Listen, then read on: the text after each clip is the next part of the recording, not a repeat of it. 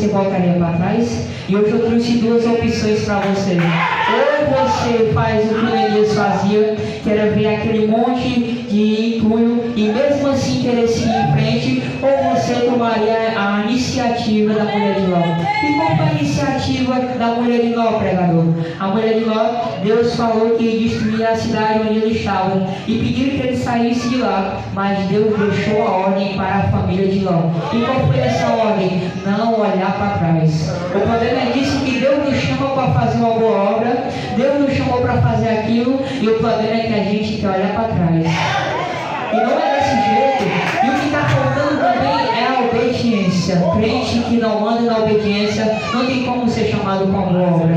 Porque se você não dá na obediência, você não obedece o seu pastor, não obedece a sua liderança, não obedece a voz de Deus e muito menos os seus pais. Então não tem como você querer ser chamado para uma boa obra se você não ora, se você não para ouvir a voz de Deus e se você aleluia, fugiu da minha cabeça, mas eu quero botar o quarto ponto aqui. E o quarto ponto é que você não desista e nem entregue aquilo que Deus colocou nas suas mãos. Porque Ele colocou nas suas mãos e eu creio que Ele tem um propósito para cada um de nós. O problema é que a gente se acha muito suficiente e quer deixar as coisas de Deus de lado. E quando eu vejo Neemias construindo aqueles muros e Sanbalat, Tobias e Gesem começar a falar muitas coisas em relação a ele, e eu fico vendo assim o que ele enfrentou para estar naquele chamado, né? E o que eu acho interessante é que eles começam a falar muitas coisas de Neemias, e Tobias olha para Neemias e fala: Neemias, por que está construindo esse muro que se viu uma raposa ia derrubar esse muro de pedra? E o que eu acho interessante é que ele dá uma resposta, ele clama para Deus e se expressa para Deus. No capítulo 4, verso 4, que ele diz assim: ouve, ó nosso Deus, pois estamos sendo desprezados. Eu acho que a gente, vocês que todos estão aqui, já se parou nessa decisão, que quando a gente está buscando, fazendo as coisas certas, ajudando na obra, mas mesmo assim tem muitas pessoas que ficam apedrejando a gente. O que mais machuca é porque às vezes não é nem gente de fora, é as pessoas que servem o mesmo Deus que a gente. E fica muito complicado desse jeito, porque a gente se dedica na obra cada vez mais, tenta buscar mais a presença de Deus cada vez mais, e ainda tem gente que começa a apedrejar a gente. Isso que machuca. E Neemias foi um homem muito guerreiro, muito humilde, muito dedicado. E eu quero te dizer com poucas palavras, porque eu estou muito nervoso, mas eu quero te dizer que seja um Neemias, que não dê brecha para o inimigo, não dê brecha para o desejo da carne, porque o que o mundo quer é te levar lá para fora, o inimigo de nossas almas. E eu fico interessante quando eles começam a chamar Neemias: Neemias, desce daí, Neemias, venha junto com nós. E quando o mundo te chamar, as tuas amizades mal te chamar por fazer as coisas erradas, você olha para o mundo, olha para nós, a amizade e disse: eu comecei uma boa obra e eu não posso parar. Você não pode desistir do seu chamado, porque é através de você que Deus quer te usar. Algo que eu sou o melhor da casa, eu não sei pregar, eu não sei louvar, eu também não sei não, mas a gente tem que fazer a vontade de Deus.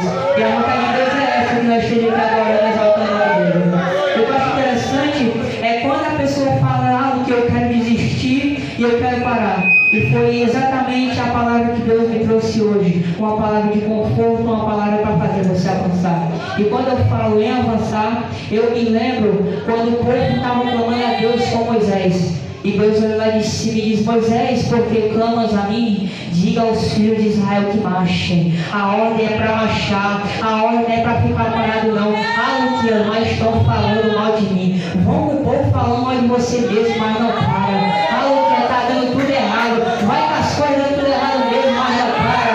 Aleluia, está tudo dando errado na minha vida. Vai desse jeito mesmo, mas não para. Aleluia, eu caí. Se levanta, se conserta, mas não para. A ordem de Deus é para você marchar e você não deve parar. Aleluia.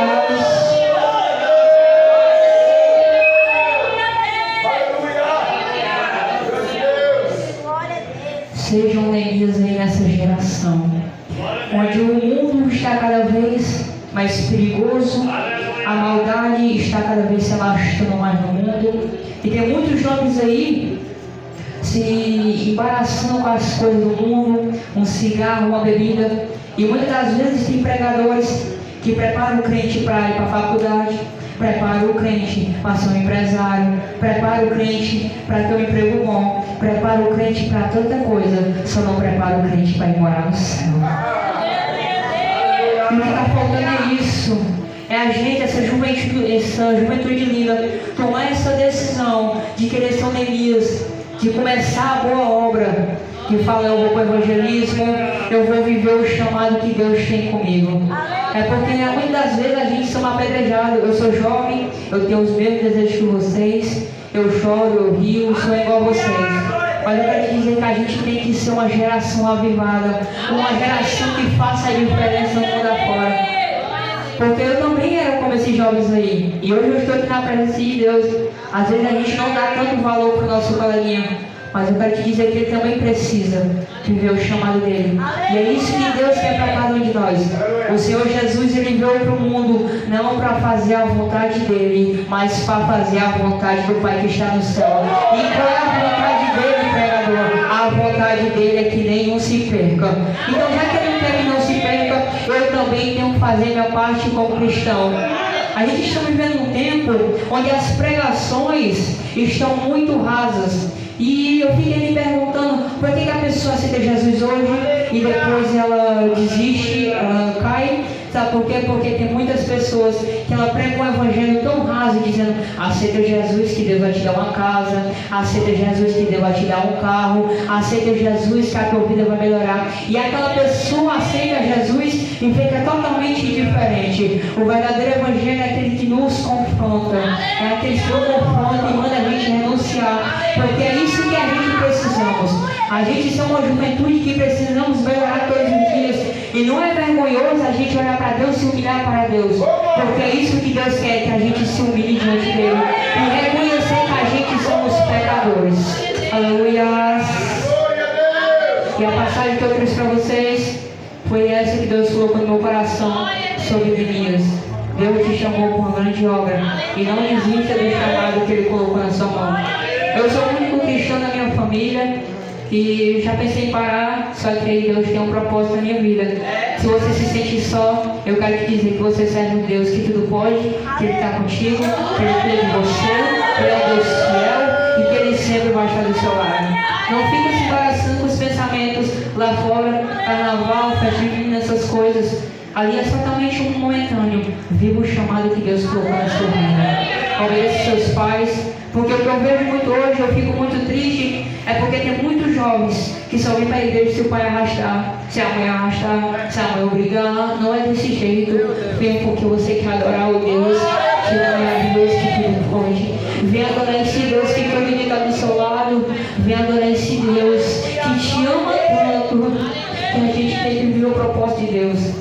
Porque a gente escolhe viver o chamado de Deus, só que certas das vezes a gente não quer sofrer, não quer passar pelo processo do chamado que Deus me chamou. Só que na verdade, se fosse fácil o chamado, todo mundo queria participar, mas não é fácil. Porque se fosse muito fácil, todo mundo estava aí. E também a gente tem que passar por algumas provas. Porque quando eu chegar no céu e eu ver João Batista e falar: João Batista, o que foi que você fez para chegar até aqui? João Batista vai olhar para mim e falar assim: eu fui cortado a cabeça. E você, João, o que você fez para chegar até aqui? Eu fiquei lá na ilha de Patmos. E você, Pedro, o que você fez para chegar até aqui? Eu fui crucificado de cabeça para baixo. Eu ia perguntar: Luquinhas, o que foi que você fez para chegar até aqui? Eu vim pela graça. Não é desse jeito, o evangelho é renúncia. A gente tem que passar por tribulação. Esse é o verdadeiro evangelho. Ah, Luquinha, eu estou dizendo que eu não consigo, que eu não posso. Eu quero te dizer que o Deus que te serve, Ele vai te ajudar e Ele está contigo. Não se desanime, porque aconteceu muitas coisas no seu caminho, mas creia que Deus que tu serve, tudo pode. Seja um verdadeiro Neemias. Continue fazendo a obra de Deus, buscando, sem murmurar, sem querer passar por cima dos irmãos e sempre obedecendo a liderança. Porque Deus colocou essa gente, esse povo, para cuidar da gente. E às vezes a gente interpreta as coisas muito errado. Porque se o Gabriel chegar para mim e começar a falar algumas coisas que eu estou errando, às vezes eu posso até ficar com raiva do Gabriel. Mas na verdade, ele está vendo algumas coisas em mim que que eu não estou vendo. Então, para você ver o chamado, você tem que ser obediente. E é desse jeito que Deus se agrada. E eu quero chamar aqui o Polavinho para lavar um louvor. Eu quero te dizer que se você chegou aqui triste, se você pensou em parar, se você quer um renovo, e se você procura uma melhora, falou que eu queria parar, eu queria largar tudo, mas agora eu entendi que Deus que me chamou, e se Ele me chamou, Ele vai se responsabilizar pelas coisas. Eu não vou te obrigar a vir aqui na frente, mas se você sentiu a necessidade de um renovo, de uma mudança, você vem aqui na frente. Aleluia.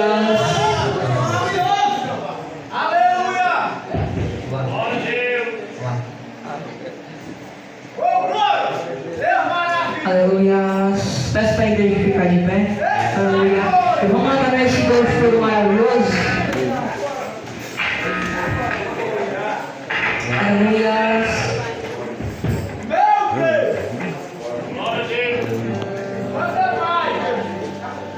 Aleluia. Se você sentiu a necessidade que precisa de um renovo, que precisa de sentir uma mudança na sua vida, eu quero contar um pequeno testemunho antes que o Paulo comece a louvar. Que quando eu me afastei da igreja, e aí eu queria voltar, eu chamei meus amigos para voltar.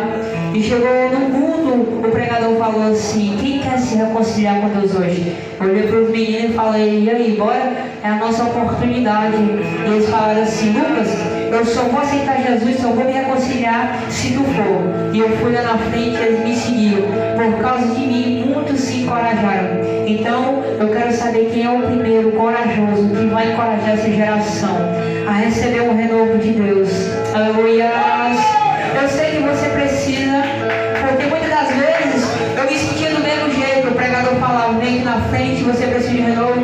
E muitas das vezes eu precisava, eu achava que não ia fazer tanto efeito, mas que Deus te chamou para uma grande obra, Ele te chamou. Aleluia. Olha o renovo de Deus aí na sua